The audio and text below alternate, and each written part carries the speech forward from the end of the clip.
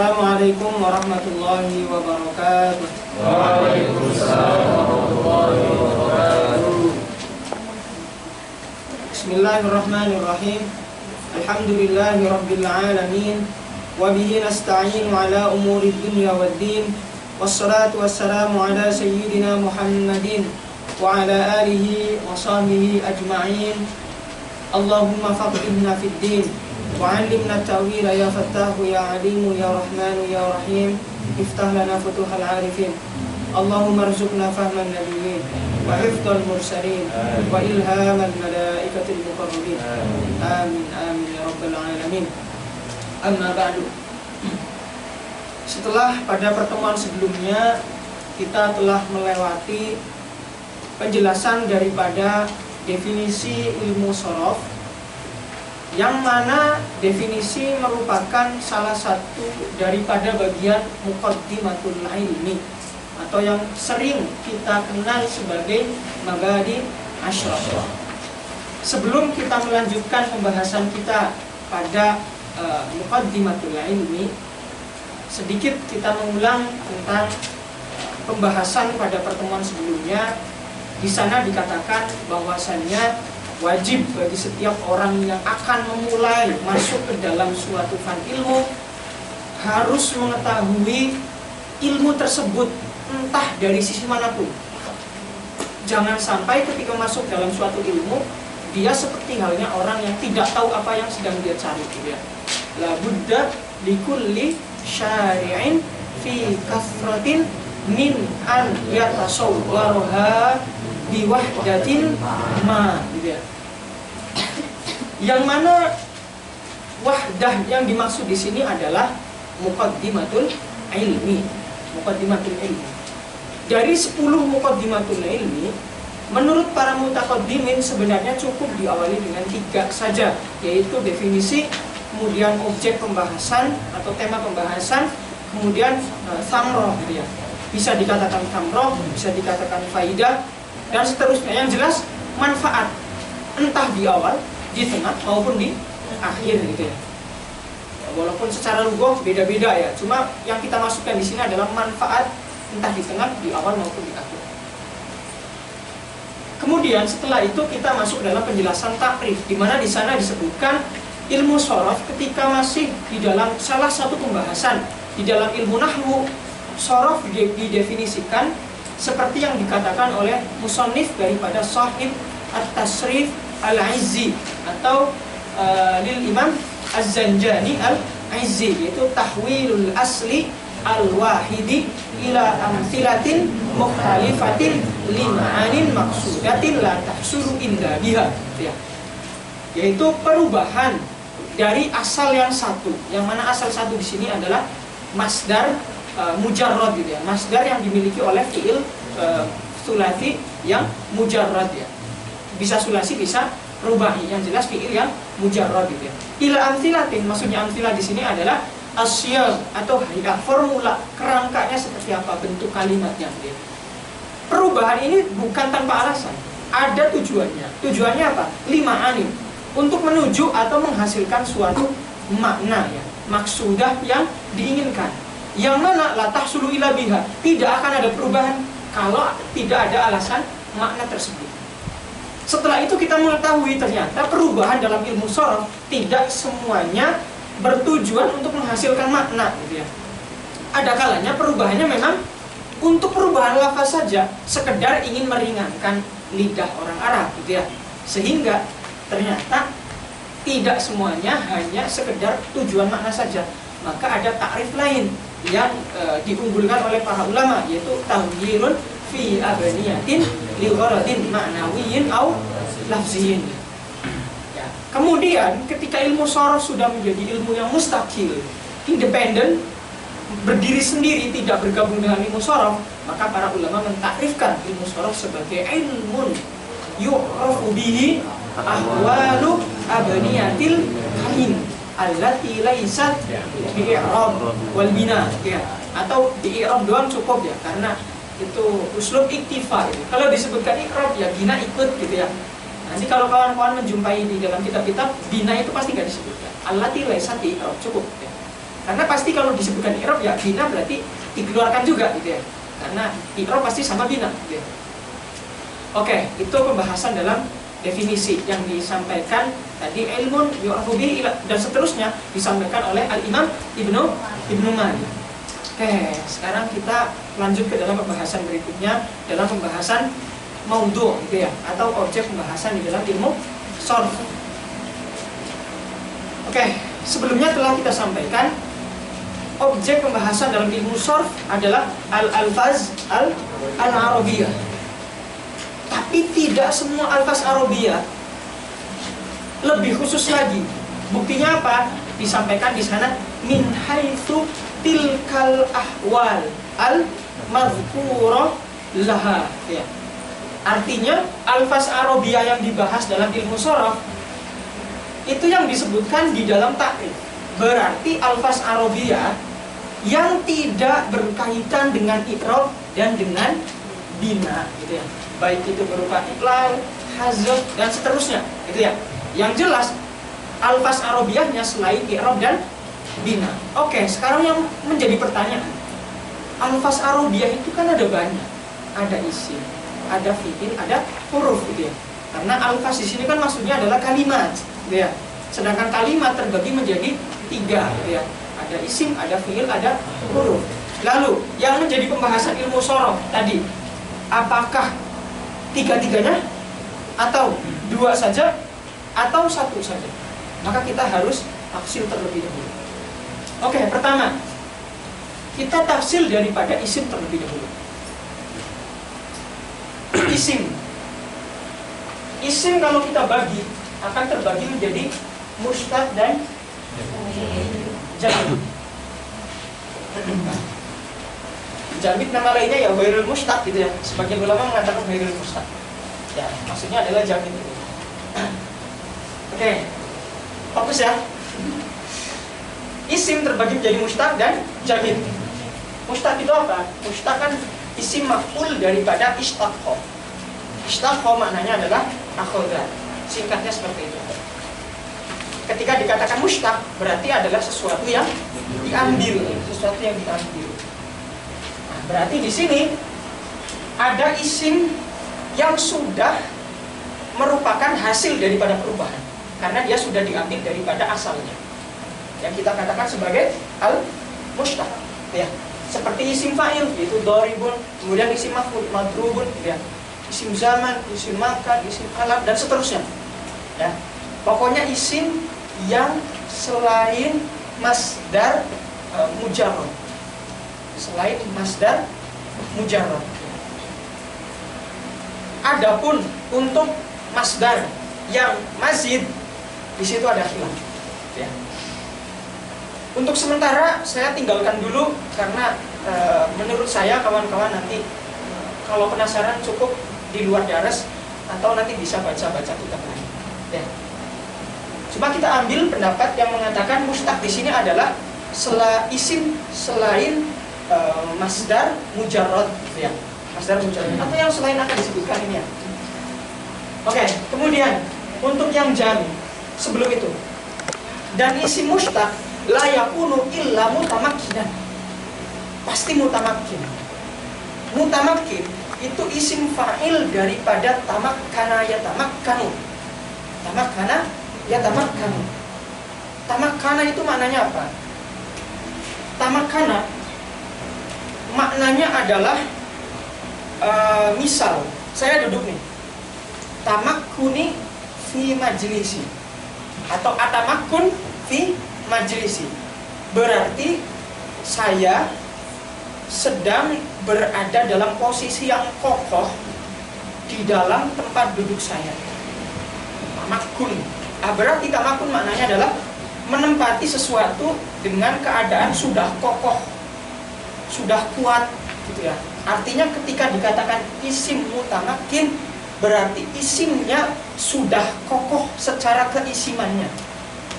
Kenapa dikatakan sudah kokoh? Karena dia tidak menyerupai fi'il dan tidak menyerupai huruf. Dan makanya dikatakan kokoh dalam keisimannya, gitu ya. Kokoh, gitu ya. berbeda dengan yang ghair mutamakin. Ya, nanti akan kita jelaskan. Untuk sementara kita tahu yang mustaq pasti mutamakin, pasti kokoh dalam keisimannya, tidak mungkin menyerupai huruf, tidak mungkin menyerupai fi'il. Kemudian untuk yang jamid terbagi menjadi dua, ada yang mutamakin, ada yang ghair mutamakin. Untuk yang mutamakin, jamid terlebih dahulu. Maksud daripada jamid, semua isim yang tidak diambil daripada suatu kalimat, gitu ya. Baik itu yang menjadi sumber pengambilan atau tidak menjadi sumber pengambilan, ya, dan tidak diambil sama sekali. Seperti apa? Seperti jamid yang zat. Jamid yang zat boleh kita katakan sebagai ghair. Spidol merahnya ada yang jelas ya?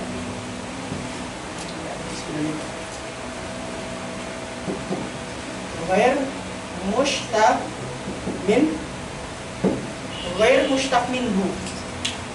Mushtaq minhu itu apa? Mushtaq minhu itu kalimat isim yang menjadi objek pengambilan, yaitu masdar yang mujarrad, masdar lin mujarrad. Itu mushtaq minhu. Berarti ketika dikatakan ghair mushtaq minhu, berarti dia jamid. Artinya jamid di sini berarti dia bukan mushtaq, tidak diambil dari kalimat manapun, dan dia juga tidak menjadi sumber pengambilan. Ya enggak? Contoh kayak Zaidun. Apakah Zaidun kemudian bisa dirubah menjadi kalimat lain? Enggak. Apakah Zaidun diambil dari kalimat lain? Tidak juga. Makanya dikatakan dia ghair mushtaq dan ghair mushtaq minhu. Ya. Oke, kemudian yang kedua, ada yang isim jamid yang makna, atau yang sering dikenal sebagai mushtaq minhu. Ingat ya, kalau ada minhunya berarti sumber, gitu ya. Mushtaq diambil darinya, maksudnya adalah sumber, gitu ya. Tapi kalau mushtaq saja, oh berarti yang diambil, gitu ya, yang diambil saja. Oke, contoh kayak dorbun. Dorbun kan dia tidak diambil dari kalimat manapun, karena dia asal. Sekali lagi kita menggunakan madhab Basrah. Oke ya, dari mana? Ala madhabil. Karena kawan-kawan kalau nanti baca di Jamdur misalnya, Jami'ud Durus, nanti kawan-kawan menemui di sana, loh, kok di sini asalnya fi'il madi gitu ya? Karena dalam Jami'ud Durus mengikuti madhab ulama Kufiyin. Ya, jadi nggak usah bingung. Jangan-jangan ustaznya menjelasinya salah. Enggak, ini ada khilaf di dalamnya. Ya, mafhum sampai sini. Oke. Sekarang ghair mutamakin. Nah, berarti di sini dikatakan jamid kenapa? Karena tidak diambil dari kalimat manapun. Kemudian dikatakan ghair mutamakin kenapa? Karena dia tidak kokoh keisimannya. Keisimannya tidak kokoh. Kenapa? Karena menyerupai huruf. Dari segi mana? Misal di dalam domir, kita mengenal untuk domir mudzakkar adalah hu, ya nggak? Al-ha'u gitu ya, atau bahasa i'rabnya. Oke. Domir hu ini atau al-ha'u ini, kita punya kaidah dalam huruf, dalam kalimat isim gitu ya. Syarat daripada kalimat isim minimal 3 huruf. Ya. Dan maksimal adalah 5 huruf. Ini huruf asalnya ya, bukan ketika ditambah mazid, tidak. Kalimat isim huruf aslinya hanya ada 3 kemungkinan. Ima dia 3 huruf, ima dia 4 huruf, ima dia 5 huruf. Ya, jadi minimal 3, maksimal 5 huruf aslinya.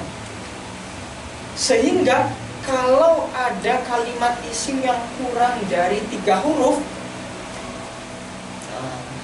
saya bedakan dulu. Ada 2 takrif huruf. Ada huruf yang muqabil daripada isim dan fiil, ada huruf yang bermakna adalah huruf harfun hija yun. Soalnya saya mau ngomong dua huruf takutnya beda. Kalian huruf-huruf lagi sih. Ya. Sedangkan huruf ya boleh terdiri dari satu huruf atau dua huruf. Paham ya maksudnya ya? Sedangkan huruf maksudnya yang pertama boleh terdiri dari satu huruf atau dua huruf. Paham ya? Jangan bingung ya. Oke. Maka ketika ada kalimat isim terdiri dari satu huruf atau dua huruf, maka dia sudah menyerupai dengan kalimat huruf yang boleh terdiri dari satu atau dua huruf, sehingga dia yushbihu al-harfa, menyerupai huruf. Kalau menyerupai huruf berarti sudah tidak tamakun lagi. Makanya dikatakan isim jamid ghair mutamakin. Dikatakan jamid karena tidak diambil dari sesuatu. Dikatakan ghair mutamakin karena dia menyerupai dengan huruf. Karena misalnya terdiri dari satu huruf saja, yang mana satu huruf hanya dibolehkan dalam kalimat huruf dan huruf. Tapi aman kalau udah diberi takrif ini, antum nggak akan bingung. Gitu ya. Oke. Begitupun isi mausul, al-ladani dan seterusnya, gitu ya. Walaupun nanti sisi menyerupai hurufnya itu berbeda-beda, gitu ya. Dan saya tidak akan mungkin tidak cukup kalau menjelaskan sisi keserupaan satu persatu, gitu ya. Karena waktunya terbatas. Kalau siapa cuma 2 bulan kan? Oke, mafhum ya? Ya silakan nanti banyak baca. Kalau penasaran di luar bisa tanya saya. Kemudian, mafhum nggak isim? Mafhum ya? Ya. Mana bedain isim jamid sama fiil makna sama mustaq? Kan itu juga mustaqim Dorbun mustaq. Terus? Membedakannya dengan mustaq, isim mustaq. Yang ini dengan ini ya berarti? Ya nggak sih? Ini ya? Ya. Membedakannya kita mengetahui mana yang masdar mujarrad, mana yang bukan masdar mujarrad. Nanti kawan-kawan kalau mulai masuk ke amsilah tasrifiyah di situ tahu mana yang masdar, mana yang bukan masdar. Situ. Perbedaannya di situ saja. Kalau yang mustaq minhu pasti masdar li fi'lin mujarrad. Yang mana fi'il kan ada 2. Ada yang sulasi, ada yang rubah. Sabar ya, jangan tanya kenapa nggak ada yang masih. Sabar. Habis ini saya jelasin. Sampai sini paham dulu nggak? Paham? Oke. Lah setelah ini mana yang dibahas dalam ilmu shorof? Itu intinya. Yang dibahas dalam ilmu shorof yang mana? Dikatakan yang dibahas dalam ilmu shorof katanya adalah al-asma al-mutamakinah, ya nggak? Oke, mana yang mutamakinah? Nih. Terus, mana lagi? Mutamakin. Oke. Udah cukup? Udah. Sedangkan yang bermutamakin tidak dibahas dalam ilmu shorof kecuali qalilun wa syadz. Kecuali sedikit atau itu hanya syadz saja. Hanya syadz saja. Oke, dicerna dulu. Saya beri waktu 1 menit. Jadi intinya di mana? Intinya itu yang masuk shorof tuh. Udah itu aja.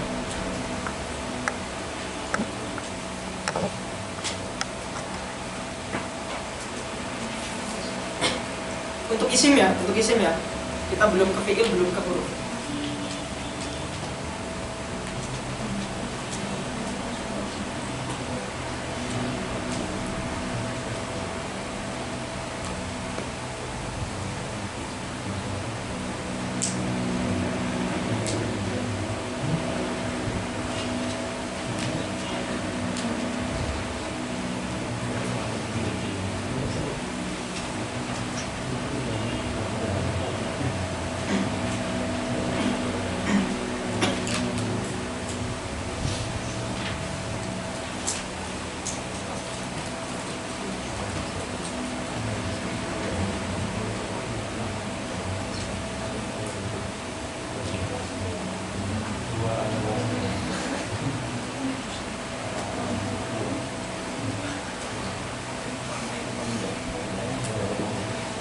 Kalau udah ngebul hilang ya.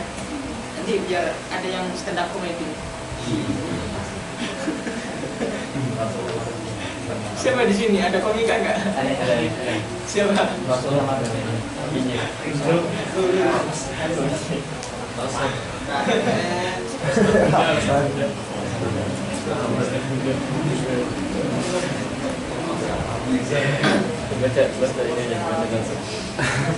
Cuma kalau saya udah bilang fokus, nah berarti fokus. Oke ya, lanjut ya. Lanjut dulu ya. Tulisnya nanti, fokus dulu. Kita lanjut ke bawahnya. Selanjutnya untuk kalimat fi'il. Kalimat fi'il tadi di atas dilihat daripada dia punya sifat jamid atau tidak punya sifat jamid. Artinya tafsirnya diiktibar kaunihi lahu jumudun walaysa lahu jumudun. Sedangkan yang fi'il di bawahnya taksimnya dilihat daripada punya sifat tasarruf atau tidak punya sifat tasarruf gitu ya. Oke, maksud tasarruf di sini adalah taghayyur ya.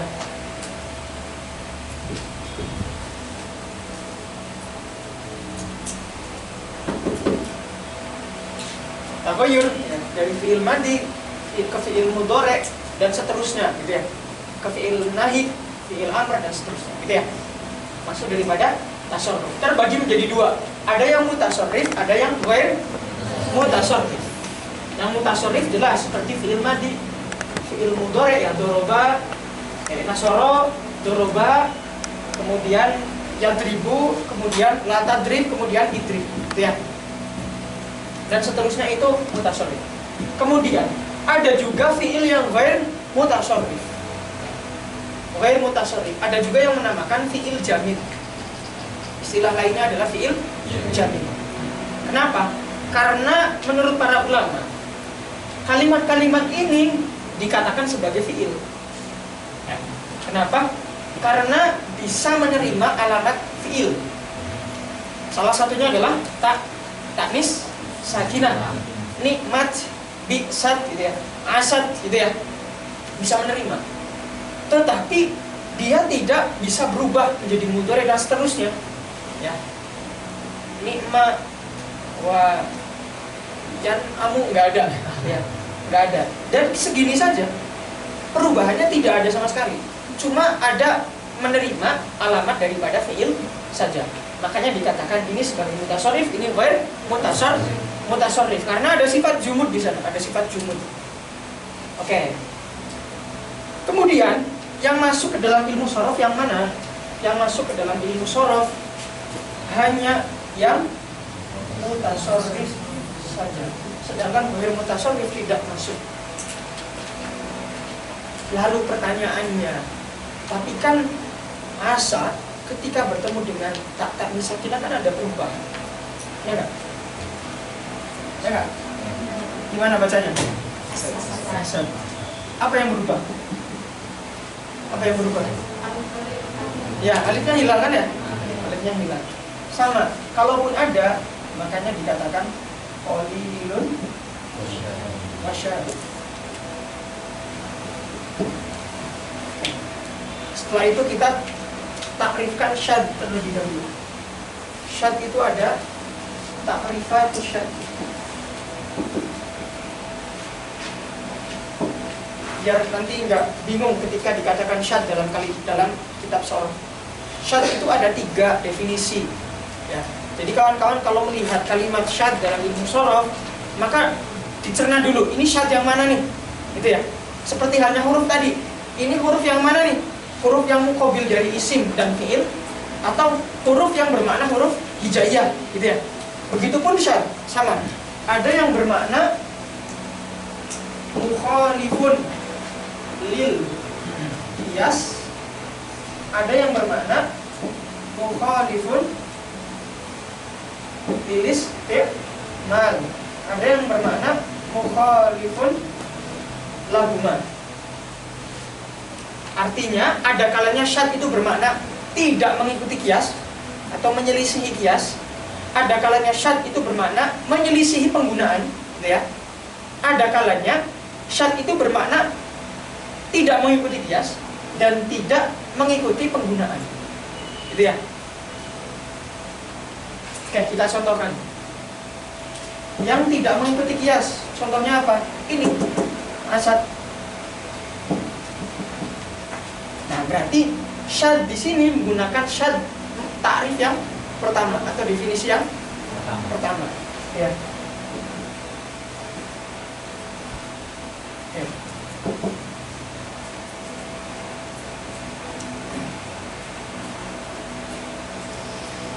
Kemudian ada syad yang definisinya adalah menyelisihi penggunaan. Artinya secara qiyas ya, dia sudah secara qiyas tidak. Secara qiyas dia mengikuti, tetapi secara penggunaan dia tidak mengikuti. Contohnya apa misalnya? Yang penggunaannya tidak mengikuti.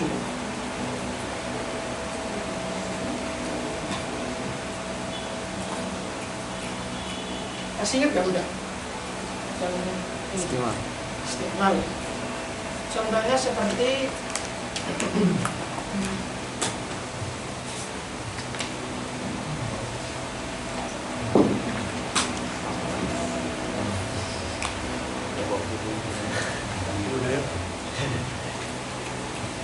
oh iya, seperti makul. Bentar.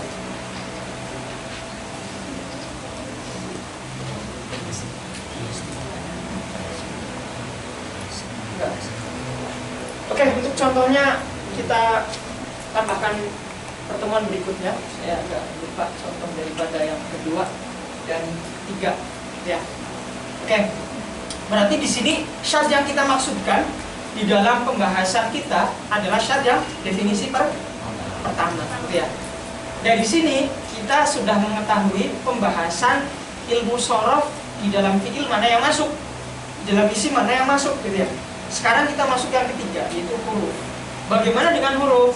Sedangkan huruf abadan tidak masuk ke dalam pembahasan ilmu shorof. Kenapa? Karena huruf dari awal memang dikatakan jamid, dan memang hanya jamid saja, nggak ada yang mushtaq dan seterusnya, maka tidak masuk dalam pembahasan ilmu shorof. Kalaupun masuk, itu bukan termasuk daripada qiyas yang dibahas dalam ilmu shorof, tapi adalah syad. Contohnya apa? Contohnya ila, huruf jar ila ketika bertemu dengan isim dhohir maka menggunakan alif akhirannya, ya nggak? Ila, ya nggak? Kemudian ilal madrasah, ya. Ketika bertemu dengan isim domir maka diganti menjadi ya, ilaihi, ilaihi. Berarti kan ada perubahan di situ. Dari alif menjadi, dari ya menjadi alif. Maka kita katakan, iya benar, ini perubahan. Dan di perubahannya memang bisa masuk ke dalam ilmu shorof. Tapi ini syad, karena tidak muktabar menurut ulama shorof sebagai qiyas yang masuk dalam kaidah ilmu shorof. Gitu ya. Oke. Nah, dari sini berarti tidak semua kalimat fi'il, isim dan huruf masuk ke dalam pembahasan ilmu shorof. Mafhum ya? Silakan dicerna. Qiyas dalam ilmu shorof maksudnya gimana? Qiyas itu kaidah. Kaidah itu hasil penelitian para ulama yang diambil dari beberapa sampel, ya. Yang mana pasti daripada sampel yang diambil tidak mengingkari ada beberapa lahjah yang belum diteliti, gitu ya. Makanya kita tidak bisa mengatakan buah khoto, enggak, kita nggak mengatakan khoto, tapi kita hanya sampai kepada titik syahad. Artinya ini tidak termasuk kaidah yang merupakan hasil penelitian para ulama. Itu saja.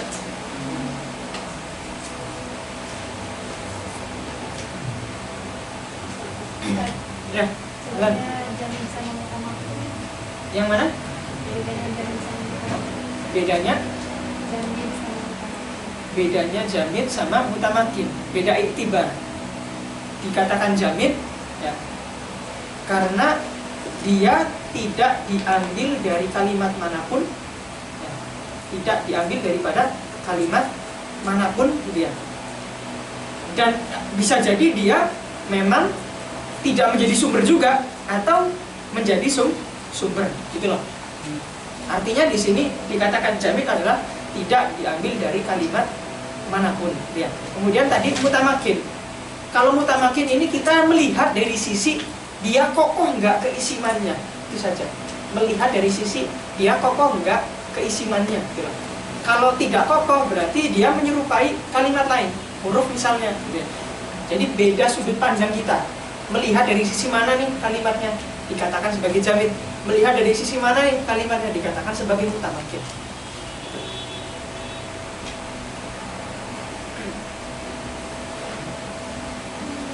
Maudhu ini saya cari dari sekitar 8 kitab, baru saya bisa menyimpulkan maudhunya seperti ini.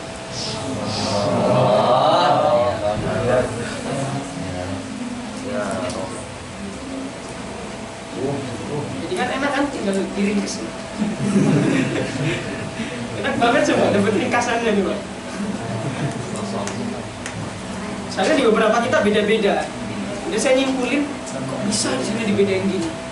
Setelah saya simpulin, kesimpulannya kayak gini. Ternyata ada yang melihat dari sisi lain, melihat dari sisi sana, dan seterusnya. Ya. Darbun itu kenapa kok jamid? Kenapa dia jamid gitu ya? Kok bisa kan ditaruh kelas? Ya, itu beda mazhab aja. Oh. Yang mengatakan doroba jamid itu ulama Kufah. Ya. Jadi kalau antum pakai mazhab Kufah, yang dorbun tinggal diganti doroba. Ya. Kemudian yang mustaq tinggal dikatakan mustaq kapan? Ketika dia diambil dari kalimat lain. Berarti di dalam mustaq masuk dia apa? Masdar. Kemudian yang fi'il madi keluar. Itu saja. Bedanya di situ saja antara ulama Basrah dan ulama Kufah. Poinnya, kalau ulama Basrah mengatakan asalnya itu masdar di fi'lin mujarrad. Kalau ulama Kufah mengatakan asalnya adalah fi'il madhi. Oke. Ada lagi.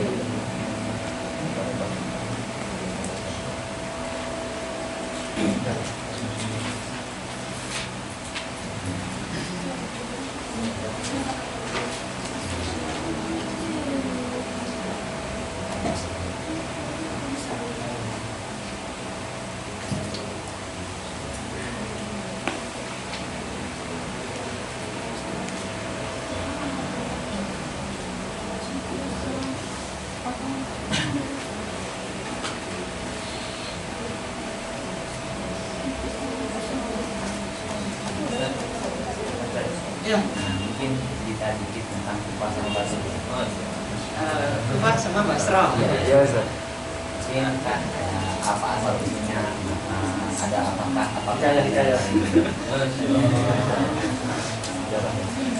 Sebenarnya pengen saya cerita tuh, mulutnya udah gatel lah. Cuma kalau lihat 24 pertemuan doang ya, itu jadi terbatas banget gitu loh. Ya nantilah, kalau di akhir ternyata masih ada waktu luang, saya ceritain.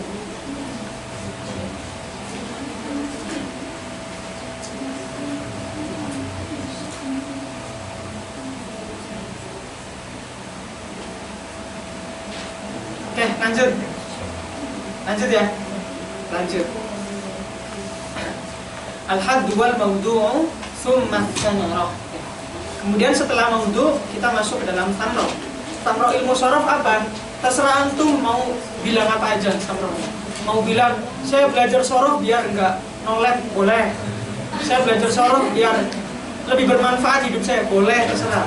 Cuma kalau secara formal biasanya di kitab-kitab diucapkannya adalah saunul lisan al-arabi. Ya, kemudian ya wal wiqayah minal khoto fil lahan gitu ya, dan seterusnya itulah. Intinya menjaga lidah agar tidak salah dalam mengucapkan kalimat bahasa Arab. Itu formalnya ya. Kemudian yang kedua, ma'rifatus sahih atau ma'rifatus zaid minal asl. Ya. Untuk mengetahui mana huruf zaid, huruf tambahan, mana yang huruf asal.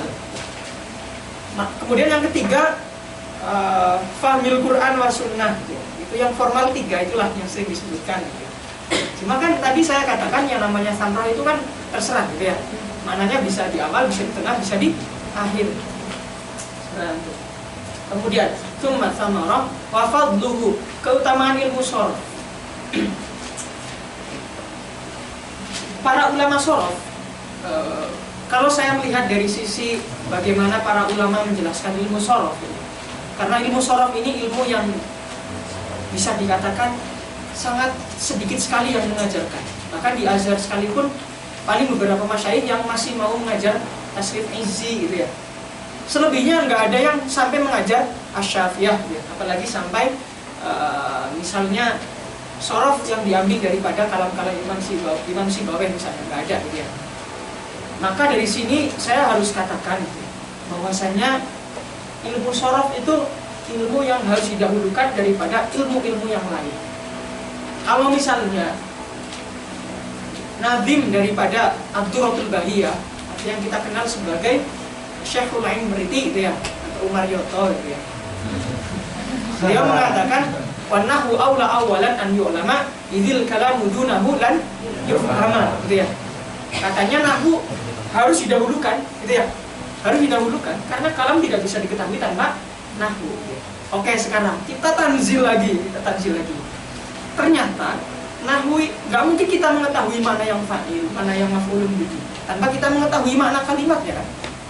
Dan kita tidak bisa mengetahui makna kalimat kecuali kita tahu dia sigotnya apa. Dan kita tidak mungkin mengetahui sigot kalau kita tidak tahu perubahan dalam ilmu sorof. Berarti sorof lebih harus didahulukan lagi daripada ilmu-ilmu yang lain. Adapun kalau kawan-kawan menjumpai guru yang lain di dalam ilmu nahwu, promosinya nahwu yang lebih utama, kemudian ilmu mantik lebih utama. Maka saya katakan ini adalah bagian daripada pemasaran gitu.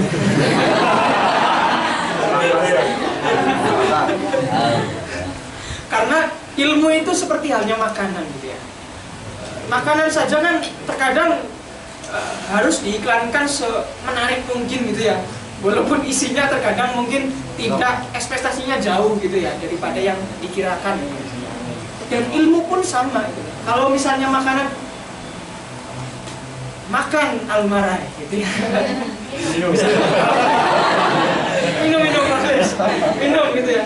Misalnya ini minuman sehat dan bergizi gitu ya, protein tercukupi gitu ya, dan seterusnya gitu ya. Itu kan cara mengiklankan makanan. Nah, ilmu juga perlu diiklankan gitu ya. Misalnya sorof perlu diiklankan. Ini loh sorof, ilmu paling utama daripada ilmu lain gitu ya. Barang siapa yang ingin memahaminya, hubungi nomor di bawah ini. Maka ilmu juga seperti halnya barang, harus diiklankan sebisa mungkin agar orang ketika masuk ke dalam ilmu sorof, ya dia jadi tertarik gitu. Ketika masuk nahwu, dia juga tertarik ilmu nahwu gitu. Dan seterusnya gitu. Nah, itu bagian daripada pemasaran lah. Jadi fadl itu ya sebenarnya sama saja lah, di ilmu lain juga sama, cuma beda alasan aja. Kemudian wafadluhu wa nisbatun. Nisbah itu kan berarti hubungan dia dengan ilmu lain. Ada dua pendapat. Ada yang mengatakan dia ilmu sorof adalah juz'un minan nahwi. Ada yang mengatakan mukhalifun li ghairihi minal funun. Yang pertama mengatakan juz'un minan nahwi. Kemudian yang kedua mengatakan mukhalifun li ghairihi minal funun. Tapi kalau yang pertama, karena melihat dari asal ilmu sorof yang dulunya bagian daripada ilmu nahwu, makanya dia bagian daripada ilmu nahwu. Kalau yang kedua, karena dia sudah menjadi ilmu tersendiri, berarti sudah nggak ada kaitan dengan ilmu apapun. Itu nisbah. Nisbah itu hubungan antara kedua belah pihak, gitu ya, atau beberapa pihak.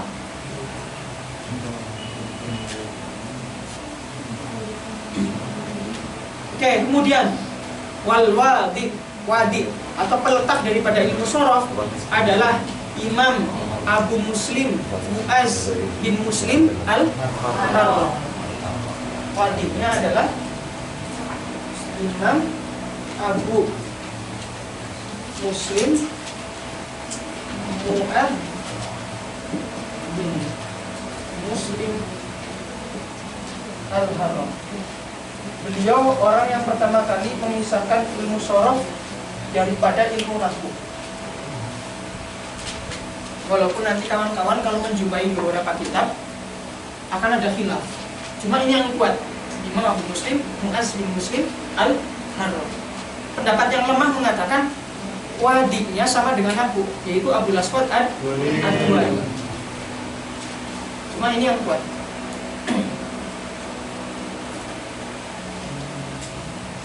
Walis mulis tindadu hukmu syari. Isim itu nomor berapa? Nomor 7. Yang ini nomor berapa? 6 ya? Ya. 6.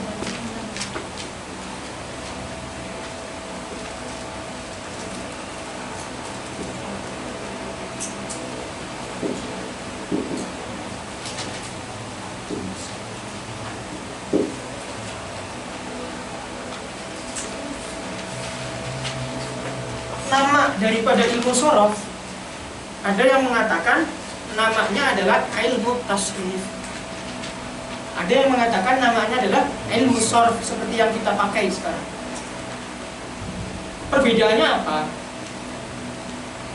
Yang menggunakan nama ilmu tasrif adalah ulama mutaqaddimin.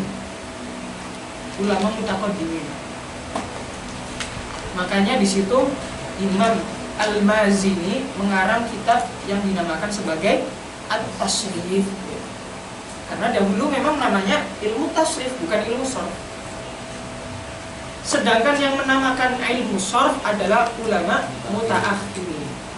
Sekarang pertanyaannya, kenapa sih ulama mutaqaddimin memilih diksi tasrif, sedangkan mutaakhirin memilih diksi sharf?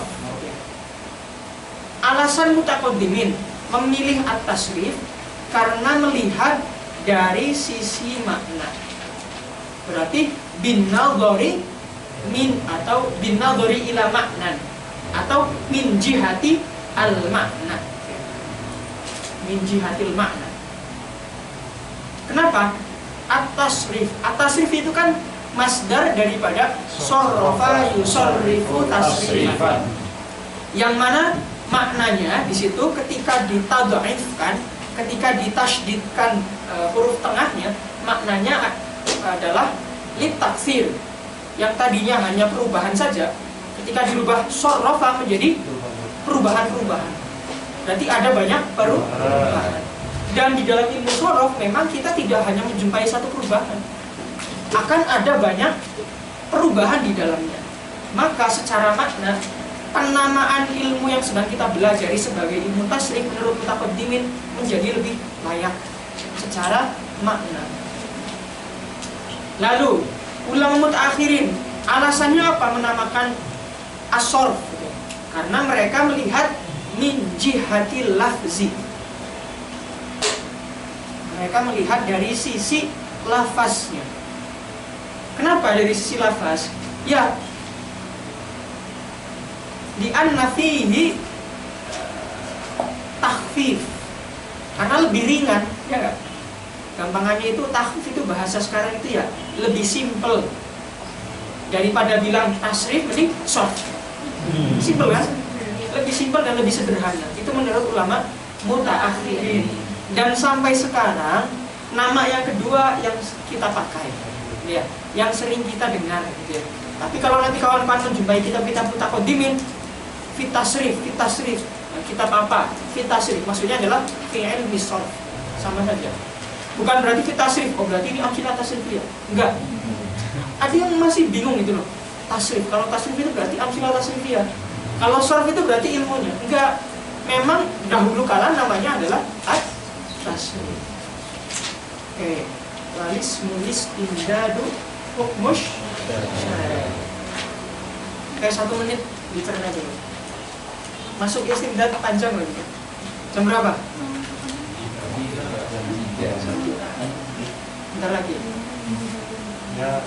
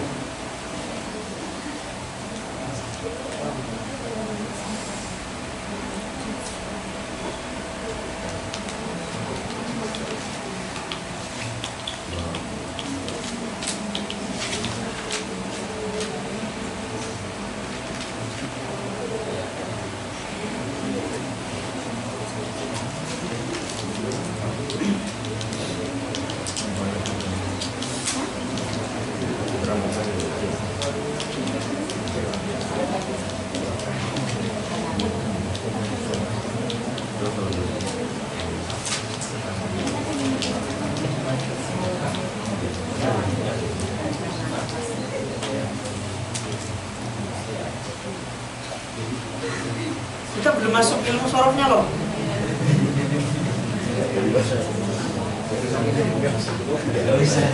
Gak usah. Apa gimana aja gitu ya. Oke, kita masuk ke istimdad ya. Istimdad ilmu sorof atau sumber pengambilan kaidah-kaidah yang terdapat di dalam ilmu sorof. Secara umum ada 3 objek, objek ini bukan maudhu ya. Ada 3 sumber pengambilan, yaitu Al-Quran, As-Sunnah, dan kalam Arab. Ya. Kalam Arab. Yang pertama, kalimat-kalimat Al-Quran yang dijadikan sebagai sampel, yang dari sampel tersebut dijadikan kaidah di dalam ilmu sorof adalah Al-Quran bijami'i qiraatihi, baik itu yang mutawatir, masyhur, maupun yang syadz.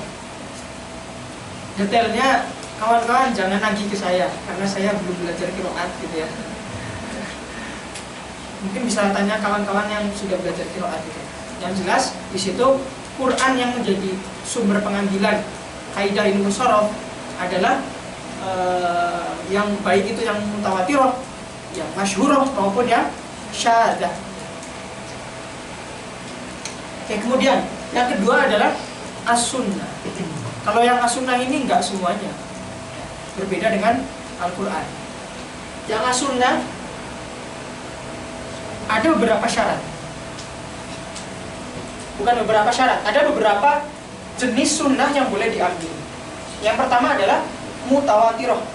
Sunnah yang mutawatirah sudah pasti bisa diambil sebagai sampel. Kemudian yang kedua, sunnah yang isinya adalah jawami'ul kalim. Jawami'ul kalim itu apa? Jawami'ul kalim itu sabda Nabi yang mujiz, ya. Qaulun Nabi al-mujiz. Mujiz itu apa sih? Mujiz itu qallat al-fadhu wa kathurat ma'anihi. Kalamnya Nabi yang lafaznya sedikit tapi mencakup banyak makna. Nah, kalam Nabi yang seperti ini boleh dijadikan sebagai sampel, sekalipun tidak yang ini jawami'ul kalim. Ya, jawami'ul kalim adalah, kalim itu kan jamak dari, kalim itu isim jamak, gitu ya. Isim jamak. Tahu perbedaan jamak dan isim jamak? Udah dijelasin belum bisa kan? Belum. Jamak itu lafaz ketika dikatakan jamak berarti secara lafaz dia punya mufrad. Ketika dikatakan jamak, misalnya muslimun, punya mufrad nggak secara lafaz? Punya, muslimun. Ya. Makanya jama' ada 3 kemungkinan. Ada mudzakkar salim, ada muannats salim, ada taksir. Sedangkan isim jama', ketika suatu kalimat dikatakan isim jama', dia tidak memiliki mufrad secara lafaz. Seperti qaumun. Qaumun itu kan banyak orang, sekelompok orang, ya enggak? Mufradnya ada enggak secara lafaz? Enggak ada. Secara makna bolehlah kita katakan rojulun, itu kan ya? Boleh kita katakan imru'un, boleh kan? Atau ya satu orang lah gitu ya. Secara makna ada, tapi secara lafaz tidak memiliki mufrad. Begitu juga kalim. Kalim itu isim jama', yang mana mufradnya adalah kalimat secara makna, tapi secara mufradnya bukan kalimat. Secara lafaz mufradnya bukan kalimat. Bisa dipahami ya? Ini isim jama'. Ketika dikatakan jawami'ul kalim, ya, maka maksudnya adalah yang mencakup banyak kalimat, gitu ya. Maksudnya kalimat di sini apa? Di sini ada majas lah. Cuma yang diinginkan adalah mencakup banyak makna. Kalamnya sedikit tapi mencakup banyak makna atau ringkas, gitu ya. Ringkas tapi sudah mencakup semuanya. Ya. Misalkan isim jamaknya berupa idhofah seperti ahlul Korea. Ahlul Korea. Korea. Yang mana? Berarti yang ingin ditanyakan. Berarti itu isim jamak. Ahlunnya. Ahlun, bentar.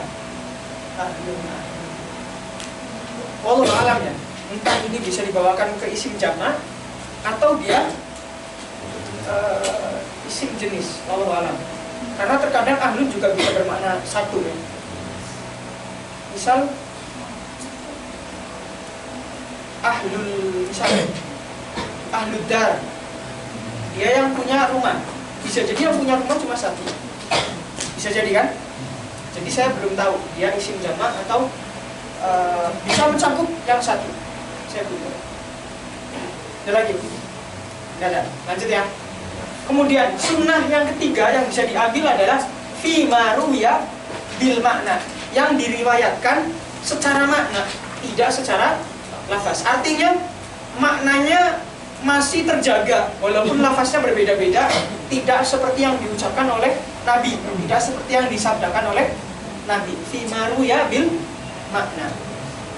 Cuma ini terbatas, hanya qabla 150 Hijriah. Hanya sebelum 150 Hijriah. Dan alfaz al-musta'malah, al-alfaz al-musta'malah fil ibadah. Lafaz-lafaz yang digunakan dalam ibadah, sholat misalnya.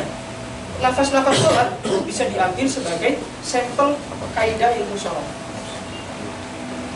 Kemudian sunnah yang terakhir adalah kalamun nabi yaqtadihi ahwalul mukhatab. Sabda Nabi yang menyesuaikan keadaan mukhatab. Sabda Nabi yang menyesuaikan keadaan mukhatab atau keadaan audiens, ya.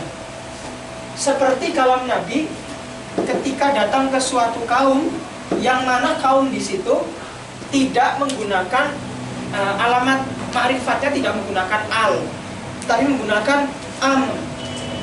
Menggunakan am. Contohnya kalau firman Nabi laisa, pernah dengar nggak? Apa? Laisa doang. Laisa minim birri, terus am siyamu fil safari. Ya. Laisa minim birri am siyamu fil safari. Am di sini maksudnya adalah al. Am di sini adalah al. Am di sini adalah al. Laisa minal birri as-siyamu fis safari. Puasa di dalam perjalanan itu bukan termasuk bagian daripada kebaikan. Lihat, puasa di dalam perjalanan itu bukan termasuk daripada kebaikan. ini menjadi isimnya Laisa, ini menjadi khabarnya Laisa. Ya. Bisa dipahami ya? Nah, Nabi pernah datang ke suatu kaum yang kaumnya tidak pernah menggunakan al-ta'rif, tapi menggunakannya am-ta'rif. Makanya Nabi juga mengikuti, ya. Itu yang dimaksud daripada kalamun Nabi yaqtadhihi, ya, yang dituntut oleh keadaan audiens atau menyesuaikan keadaan audiens. Kemudian yang ketiga adalah kalam al-Arab, perkataan orang Arab. Dilihat dari dua sisi. Ada kalanya dilihat dari zaman. Mafhum ya kalau yang zaman ya. Kalau tempatnya di pedesaan, karena pedesaan kan masih jauh daripada percampuran imigran gitu ya. Jadi bahasanya masih natural gitu ya.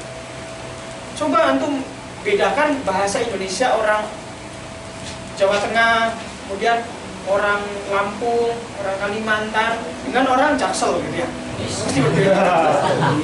Which is seperti ini. Pasti beda dong. Ya, literally pasti beda gitu ya. Makanya yang di luar Jaksel dengan yang Jaksel pasti beda gitu loh. Itu maksud daripada naturalnya suatu bahasa gitu ya. Nah ini yang Korea makanya lebih lama, sampai abad ke-4 gitu ya, sampai abad ke-4 atau 400 Hijriah itu masih bisa diambil sebagai sampel. Sedangkan yang berada di Hador itu perkotaan yang sudah ada percampuran dengan para imigran gitu ya. Yang bahasanya ada Persia kala itu, kemudian ada yang Kurdi dan seterusnya, ada yang Kipti dan seterusnya. Maka hanya sampai 150 Hijriah saja. Itu dilihat dari zaman. Kemudian dilihat dari makan atau tempatnya, hanya ada di Hijaz. Kita buat peta ya. Kalau salah jangan di ini ya, pura-pura bener aja.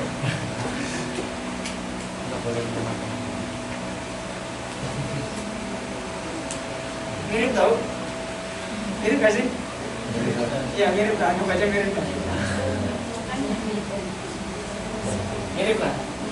Enggak, not too bad ya. Oke, yang di bawah ini Madinah ya, yang di bawah Makkah. Yang di atas adalah Madinah atau Madinah agak kesini. Segini. Ya nanti belum kita cek. Lah, Hijaz ini daerah sebelum pantai sampai sebelum Yaman. Kemudian perbatasannya di pertengahan Arab Saudi sekarang sampai ke atas di ujung Tabuk kalau nggak salah. Tabuk ya. Entah Tabuk itu masuk atau tidak, yang jelas ini dekat Tabuk lah ya, yang di bagian utaranya. Nah Hijaz ini hanya sekitar daerah sini saja.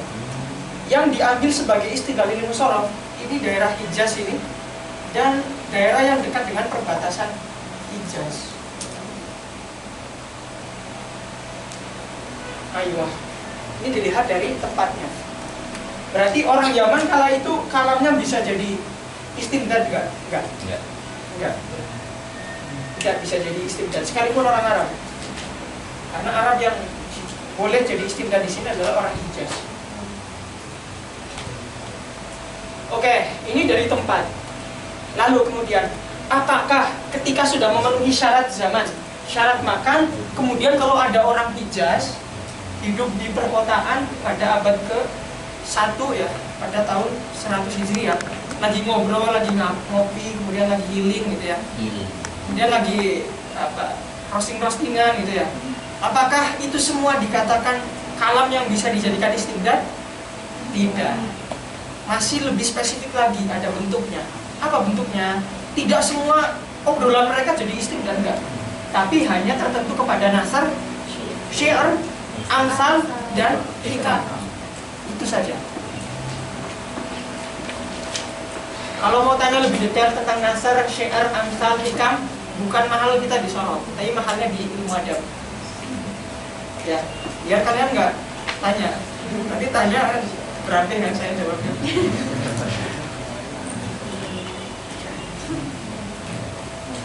Nasr itu ya kayak tulisan-tulisan deskriptif, pernyataan, artikel, prosa. Kalau yang jelas yang nasr itu yang nggak ngindi lah bahasanya, nggak ngindi. Kalau yang syiar itu yang ngindi.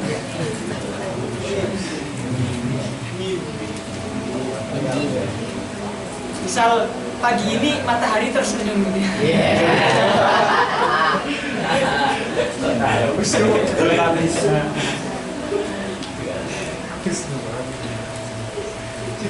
Kemudian amsal itu peribahasa. Cuma versi bahasa Arab ya, bukan peribahasa ini. Kemudian hikam saya sendiri belum tahu seperti apa detailnya.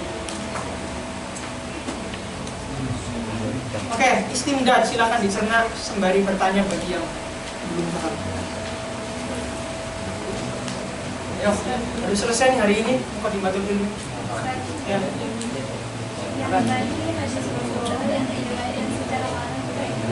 Yang secara makna ada banyak di Sunan di Kutubus Sittah ada banyak yang diriwayatkan secara makna. Cuma kalau saya sendiri belum ada yang hafal, cuma belum mengulang, jadi belum ada yang ingat.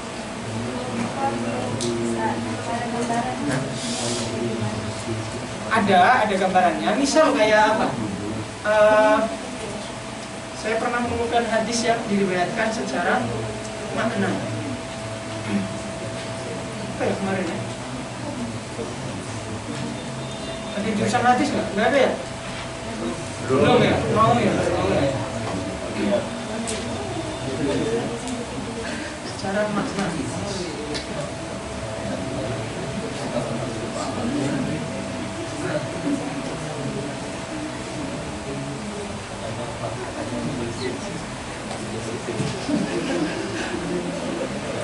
Nanti pertemuan depan saya carikan sama ya. Kalau tadi mengenai Mujis itu kholat al-adlis. Mujis itu kholat al-fadl.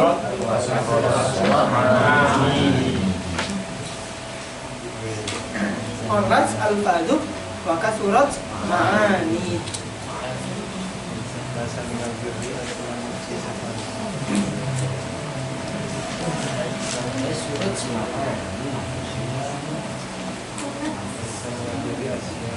Oke, kemudian dua Muqaddimatul Ilm, dua yang tersisa daripada Muqaddimatul Ilmi, antum tinggal dengarkan aja. Kemudian untuk hukum syariat tentang hukum ilmu shorof, hukumnya adalah fardhu ain. Fardhu ain. Cuma fardhu ainnya ada dua sisi di sini. Fardhu ain bagi suatu masyarakat di dalam suatu desa. Jadi kalau antum di desa antum belum ada yang alim dalam ilmu shorof, kemudian antum udah ke Azhar, maka antum dikenakan fardhu ain. Ya, fardhu ain. Dan orang yang di desa antum itu udah nggak terkena kewajibannya lagi, karena udah dipikul sama antum. Yang kedua, bagi mereka yang ingin memahami Al-Quran dan As-Sunnah, fardhu ainnya bagi mereka yang ingin memahami Al-Quran dan As-Sunnah. Berarti tidak semua tolib dibebankan kewajiban shorof, tapi tolib yang ingin sampai kepada pemahaman Al-Quran dan As-Sunnah. Ya. shorof itu lebih kuat kemana? Antara shorof dengan nahwu itu khilafnya lebih, shorof itu lebih sedikit khilafnya dibandingkan nahwu di antara dua mazhab ini. Bahkan kalau bisa saya simpulkan, saya hanya dari yang saya baca, saya hanya menemukan Dari yang saya baca dan saya ngaji juga ya, barangkali kawan-kawan kiranya saya baca dulu juga, saya ngaji juga. Dari yang saya baca dan saya ngaji, saya beberapa menemukan sekitar 7 ya, khilaf antara ulama Basra dan ulama Kufah. Salah satunya adalah asal. Aslun wahid itu masdar atau fi'il madhi. Kemudian nanti ada lagi kalau kita menemui isim maf'ul daripada bina ajwaf. Kola isim maf'ulnya adalah makul. Itu yang dibuang wawu maf'ulnya atau wawu asalnya. Di situ ada khilaf juga. Ya. Dan itu pun khilafnya antara Sibawayh dan Imam Akhfash. Yang mana Sibawayh dan Akhfash sama-sama satu madhab Basrah gitu ya. Cuma bedanya Akhfash ini murid daripada Imam Sibawayh. Dalam beberapa pendapat memang berbeda dengan gurunya. Dan seterusnya, saya nggak menemukan banyak khilaf dalam shorof. Dan memang kata Maulana Syekh Fauzi, beliau bilang al-khilafu fi shorfi aqallu minal khilafi fin nahwi. Dan beliau seperti itu. Itu ketika penjelasan beliau dalam tasrif syarh tasrif al-muluki.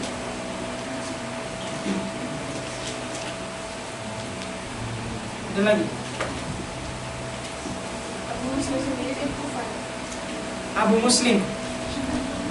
Muslim itu ketika beliau menyusun shorof itu belum ada madhab. Karena waktu itu hanya satu madhab, yaitu Basrah saja.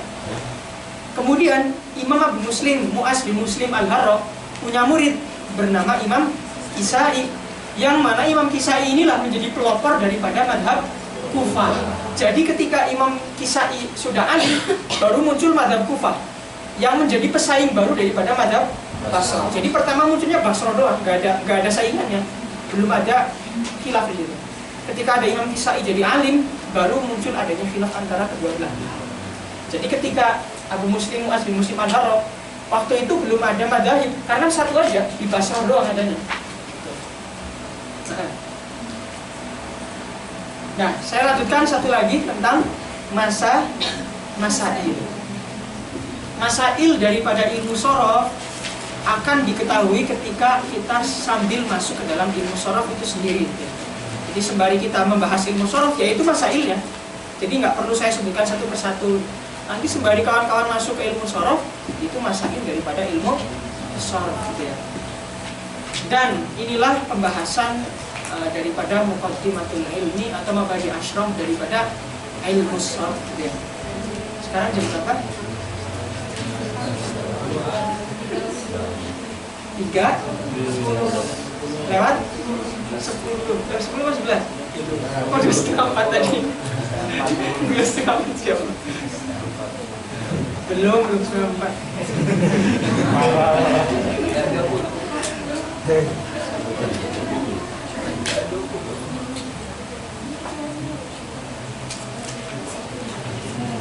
Itu difoto dulu tuh. Saya mau hapus yang sebelah kanan. Bubar. Istirahat dulu, istirahat. Selonjoran.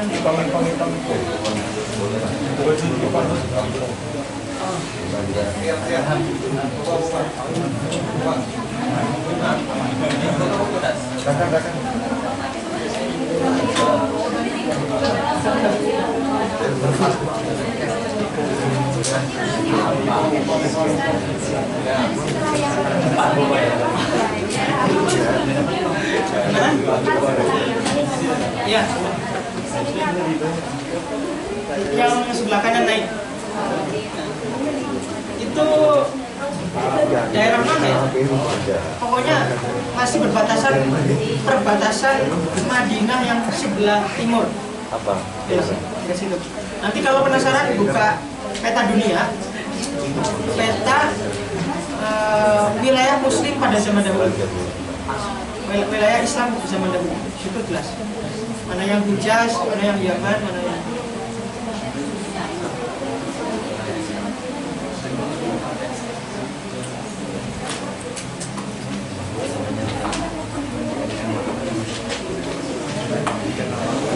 Jadi Hadir itu kota ya? mana? Hadir itu kota. Hador, ya kota. Hadar itu Madinah. Madinah kota maksudnya, bukan Madinah yang di Mekah. Ya. Itibari az-zaman. Ya. Jadi zaman maksudnya kalam Arab yang dijadikan sampel. Apakah Arab yang sekarang juga bisa dipakai atau enggak? Ternyata terbatas. Jadi orang Arab Mesir ini kalau ngomong Amiyah itu nggak bisa itu diambil istilah. Ini dah. Nggak bisa. Begitupun para ulama yang hidup di zaman sekarang nggak bisa diambil sebagai istilah kalam Arab dalam ilmu sorof. Tapi terbatas. Ada yang terbatas sampai 400 Hijriah, ada yang terbatas sampai 150 Hijriah. Kalau ada di pedesaan, yang mana pedesaan itu masih natural bahasanya, maka lebih lama dong batasnya sampai 400 Hijriah. Kalau perkotaan yang mana di dalamnya sudah ada percampuran dengan bahasa lain gitu ya, banyak imigran gitu ya, maka lebih sempit lagi waktunya, hanya sampai 150 Hijriah saja. 150 Hijriah. Ya. Orang zaman masa Nabi itu kalau ngomong itu susah semua pada Amiyahnya gitu.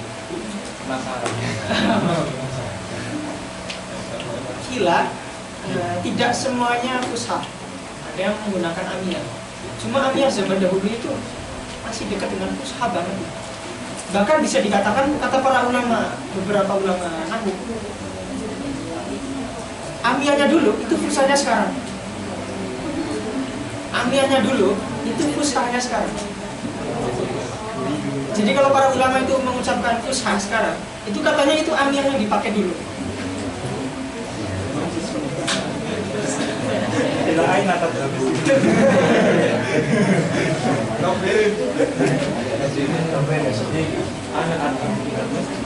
Kalau Rofen itu jauh banget itu.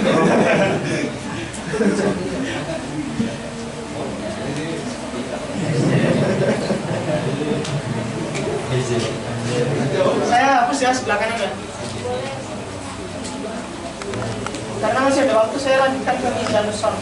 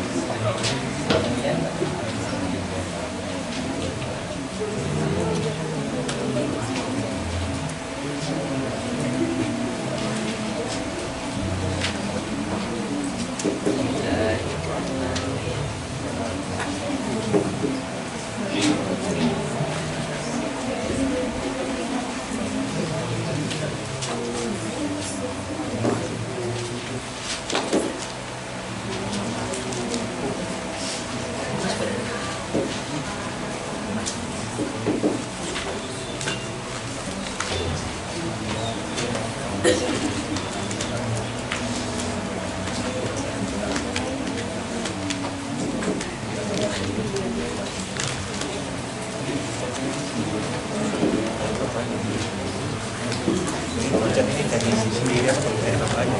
Apa? Dicat merah ini dari bapaknya sendiri.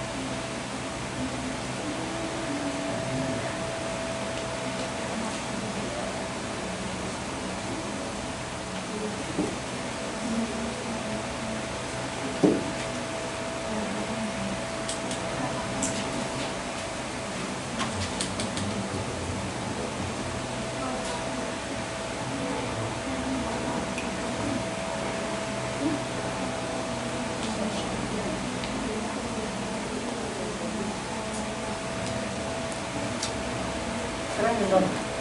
Berapa ini kan? Kurang 7.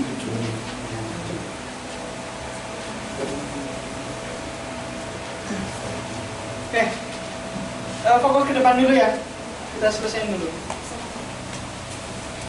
Oke, tentang al-mizan as-sorfi atau timbangan sorof. Mizan itu adalah timbangan sorof. Siwatnya apa? Hah? Siwatnya mizan. Masdarnya ala wazni apa?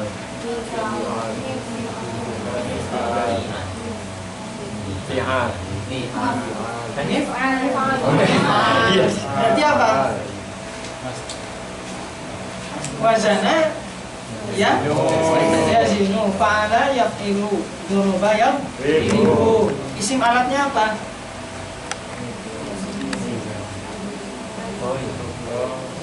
Idrib la tadrib. Midrob atau midrob? Panjang nggak? Enggak. Nanti sambil dicari, saya biar sekalian kawan-kawan latihan nyari silot gitu ya. Entah di Amsila, entah di kamus ya, yang Arab-Arab. Mizan ini silotnya apa? Oke. Kemudian takrif daripada mizan as-sorfi, takrifnya adalah mi'yarul lafzi. Mi'yar itu berarti timbangan atau barometer lafaz. Timbangan lafaz. Timbangan lafaz yang digunakan sebagai istilah oleh para ulama, istilah al ulama alat tikhadihi ya, alat tikhad. Kayaknya kurang alif sih. Yang mana? Sekolah. Tuanya ada. Oh, sip.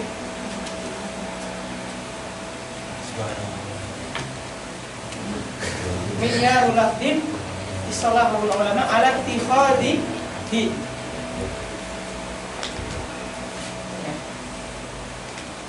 Yang digunakan istilah oleh para ulama dengan mengambil daripada huruf fa, ain dan lam. Untuk apa? Dia zinu bihi anwa al-kalimat. Dia zinu bihi anwa al-kalimat. Bihinya mana? Kan? Ya dong, ya kan? Anwa'al kalimatil Arabiyati apa Arabiyata? Yang Arabiyah itu anwa'nya atau kalimatnya? Kalimatnya dong, jangan bingung. Oke ya, bisa dipahami ya. Latihan pakai inilah, yang lambang-lambangnya biasa ini.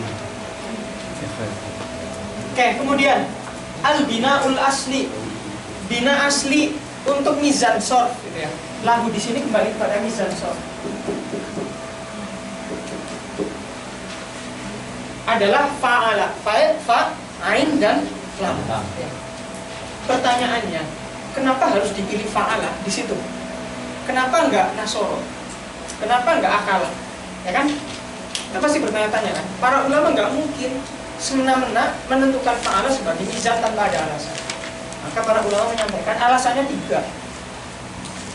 Bahwasanya menggunakan kalimat fa'ala ya, tidak menggunakan kalimat tidak menggunakan kalimat apa misalnya?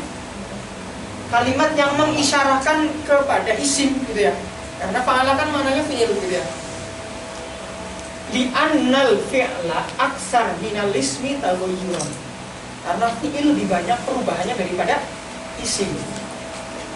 Kawan-kawan bisa menjumpai kitab-kitab shorof itu kebanyakan membahas tentang tasriful af'al.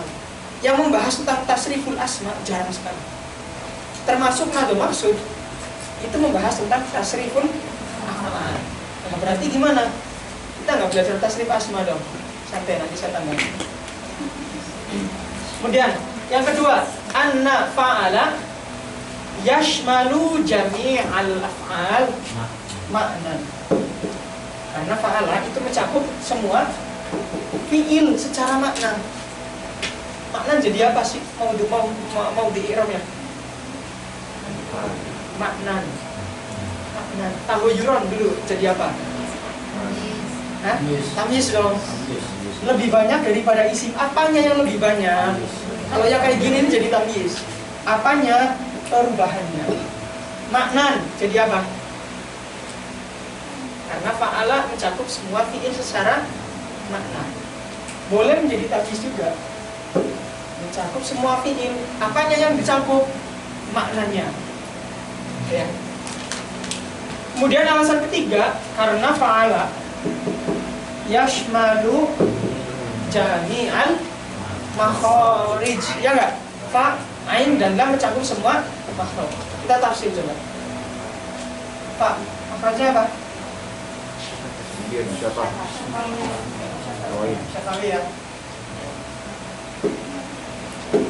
Ain, hal, lam,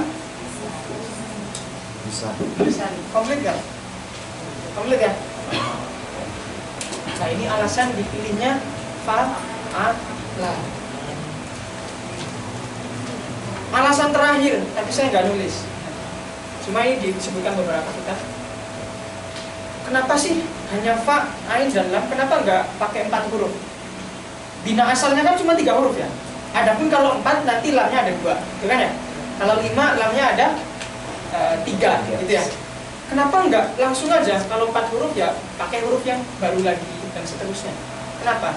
Alasannya karena 3 huruf ini paling minimal dalam kalimat isim dan kalimat fi'il. Biar kalau nambah diulang aja hurufnya. Beda kalau kita milih yang 4 huruf. Nanti kalau ada kalimat yang 3 berarti harus ada yang dikurangi 1 dong. Berarti nanti timbangannya nggak konsisten. Makanya dipilih 3 saja.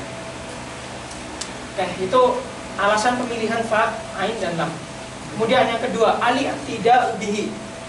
Artinya mana yang dianggap di dalam mengikuti wazan.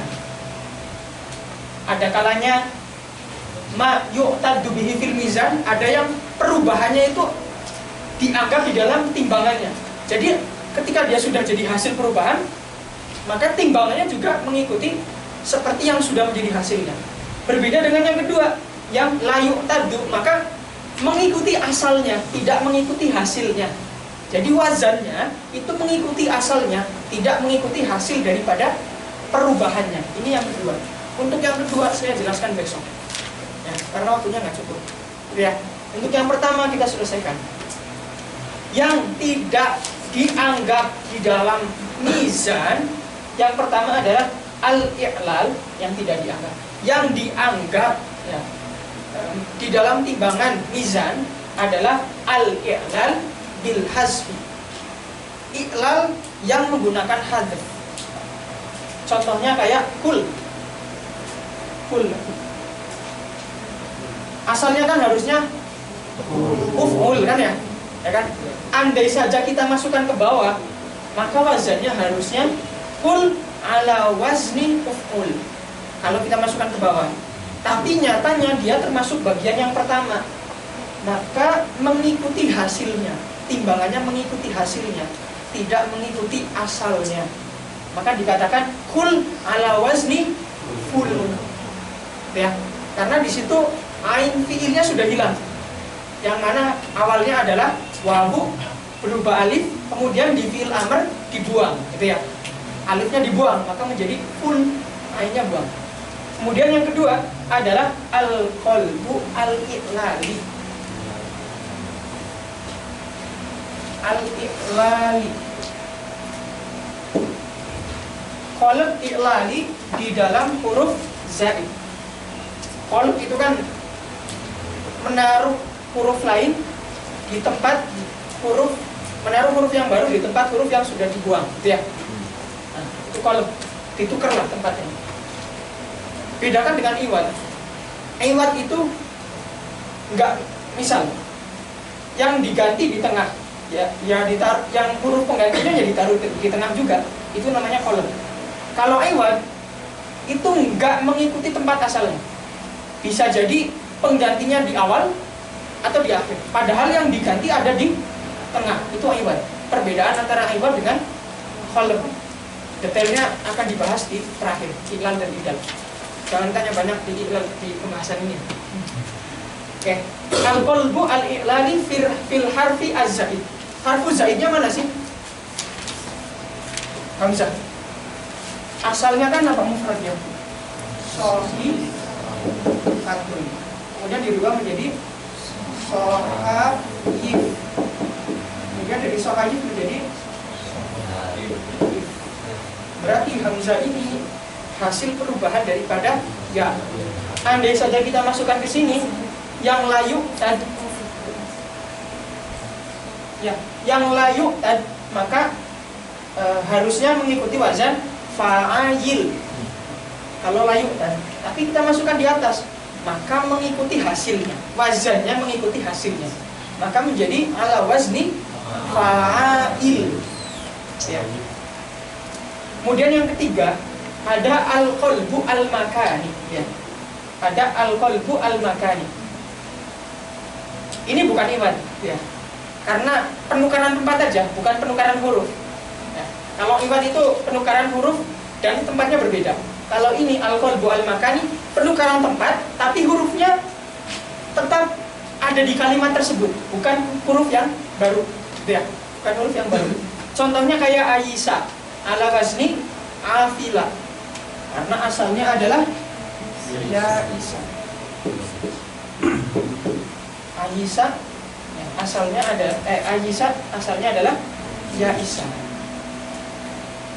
Kawan-kawan yang sering menjumpai apa? Asya.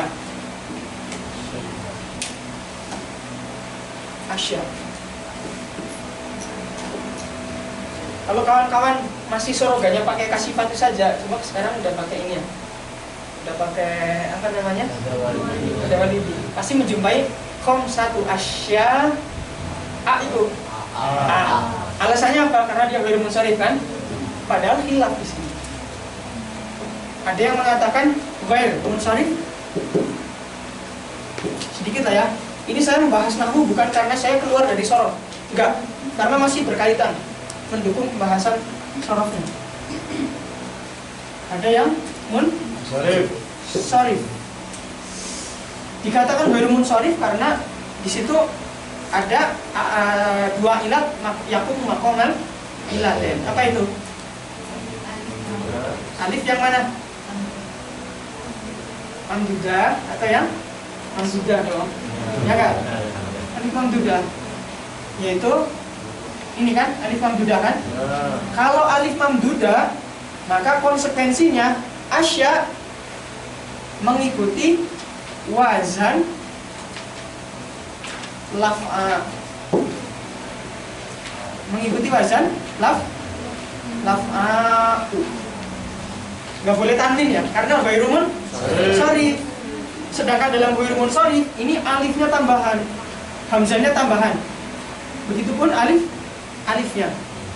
Maka yang tadinya asalnya adalah syai'un, hamzahnya di belakang dipindah ke depan menjadi asya. Jadi hamzah yang di belakang tuh syai'un dipindah ke depan menjadi asya, maka wazannya menjadi laf. Ini yang dikatakan sebagai ghairun sharif. Tapi kalau kawan-kawan menjumpai orang lain membaca asya malah ditanwinkan, maksudnya adalah ditasrifkan gitu ya. Tasrif di sini adalah ditanwinkan gitu ya. Maka jangan disalahkan. Bisa jadi dia paham khilafnya. Kenapa? Bisa jadi orangnya paham. Karena kalau nggak ditanwin berarti dia mengikuti wazan fa'la. Ya, fa'la. Yang mana hamzahnya di sini adalah asli. Bukan di sini bukan lagi masuk ke dalam taknis yang tamduh ya. Bukan. Pas banget.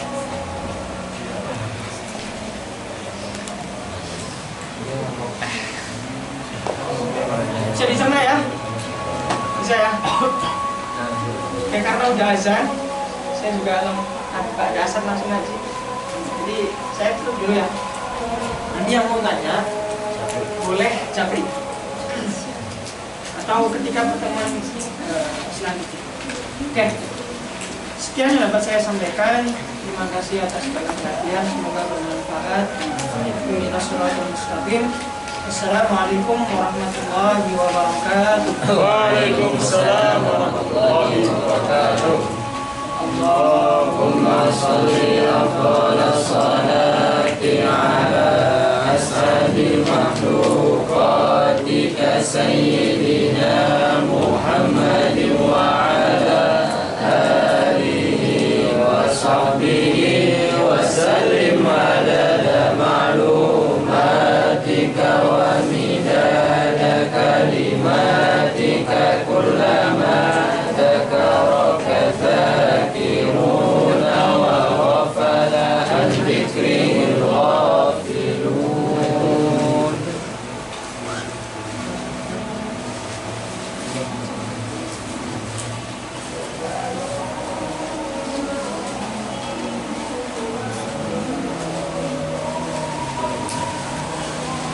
Pertemuan depan kita pakai kitab Unwanul Dhorf terlebih dahulu. Yang mau beli online, yang nggak beli dan punya tab silakan bawa tab, nanti pakai PDF. Yang nggak punya tab pakai HP. Gitu ya. Nggak harus beli. Nanti udah keluar banyak keluar. Nggak harus beli. Unwanul Dhorf. Karena kita mau ngambil pembahasan tasriful asma dari kitab itu. Yang warna kuning gimana? Iya, aku tahu sih. Masya Allah. Udah beli? Udah Udah beli di mana? Banyak. Ada banyak ya? Tahu udah lama tuh.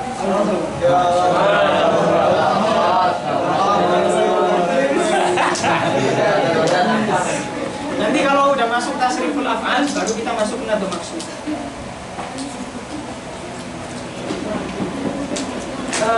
Saya sedikit cerita tentang ada cerita tentang Masyaikh Azhar yang menurut saya perlu saya ceritakan biar kawan-kawan bisa merasakan